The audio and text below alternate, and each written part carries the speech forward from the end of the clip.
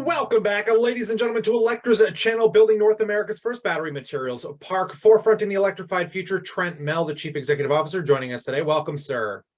Good to be back. Thank you. Always a pleasure to get you back on here. So you guys have been dropping financials. You've got a lot of updates going on with your Cobalt refinery project, but a lot of this kind of ties into the Inflation Reduction Act that you briefly mentioned. Do you want to explain how this kind of ties in to some of these recent reports? Yeah, so Inflation Reduction Act, the part we care about, of course, is the energy bill, right, and what that means. And the timing couldn't be better. I mean, in our Q2, we did announce a delay in our project, but as we seek to get that on stream, now the Biden administration has come through with their targets. And of note in there is this $7,500 credit, right, for EV vehicles.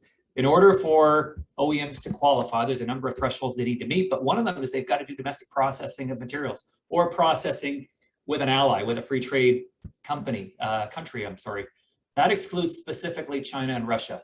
So if you got Chinese critical minerals in your vehicle, you don't get the credit. And where is everything being processed? Where are all the refineries today?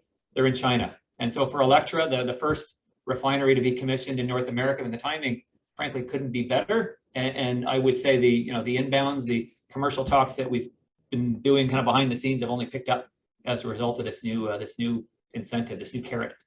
Yeah, that's incredible. And as you kind of vertically integrate this business from that refinery project, you also identified new mineralization at your Idaho Cobalt belt. Do you want to kind of just mention how that kind of iterates in this as well? Yeah, it does. I mean, you've got Department of Energy loans, low interest loans. You've got the Defense Procurement Act under DOD that could help us develop, even fund feasibility studies. So Iron Creek, I think as a result of everything that's going on, including the IRA, as we call it, it's only going to increase in profile as we hit cash flow. Iron Creek drilling, and we talk about Iron Creek. I can't really say Iron Creek anymore because now we have two target areas. Iron Creek sits in the Idaho Cobalt Belt. We've got a known resource.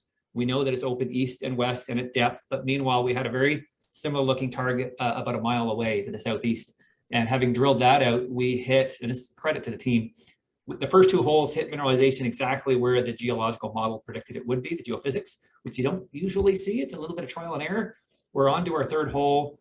Look, I like what I'm seeing. So we don't have assays out yet, but if the signature of this, what we call ruby target, not deposit yet, is the same size as Iron Creek. And so it furthers my view that that belt is a belt and there's more than one or two deposits. There's going to be several. This is starting to come up more and more in conversation. And this Inflation Reduction Act includes further incentives for us to hurry up, get a permit, get it built. Yeah, it's incredible. And just to kind of finish up here, I mean, you guys did drop some of those financials, 176 million assets, of which 40 million cash against 11 million in current liabilities. You guys seem to be in a pretty robust situation. How do you feel about your balance sheet in this kind of economic tumultuous time we're in here? Up until last quarter, we were the standout, right? We're the exception. We weren't being impacted by supply chain disruptions or by inflation. And unfortunately, now it's come. And I would say heading into this quarter, we had 6 or 10 things that could have gone wrong in a project. You've got to make hundreds of decisions every week on contracting and scheduling and your detailed engineering procurement. We had 6 tanks for our solvent extraction circuit that were being made by Metso Autotech, an important partner of ours that didn't pass QA/QC. The tanks had to be scrapped and we got to start from zero basically. So we've lost 3 months on that, and we got to get those tanks built overseas, delivered, and then once they're delivered, then you do the electrical and the piping and the instrumentation around that. And so, the sad reality is now we're put off until spring. Our costs are up. So we do have 40 million in cash. We've got some inflows totaling, that's 40 million Canadian, inflows of a little less than 10, government support and whatnot. So there is going to be a bit of a gap, but I don't feel too bad. This is going to be a $250 million asset once it's built, and we've got convertible debt totaling 36. So my first line of sight is let's just a little bit more debt so we don't dilute. There could be some equity, but I've got kind of 6 months to figure it out. And this is a fairly small gap that we've got to fill. So it doesn't change my enthusiasm. I hope you can see that. And as we head into the fall, the commercial side is looking really interesting. We disclosed in Q2 that we've got 2 MOUs signed. They're non-binding, so we didn't, no names, no quantities. I think we've got something interesting coming up here very soon that'll start to tell the world where Electra, which supply chain or supply chains we're going to be a part of as we sort of build out our plans on cobalt and then recycling and nickel and so forth.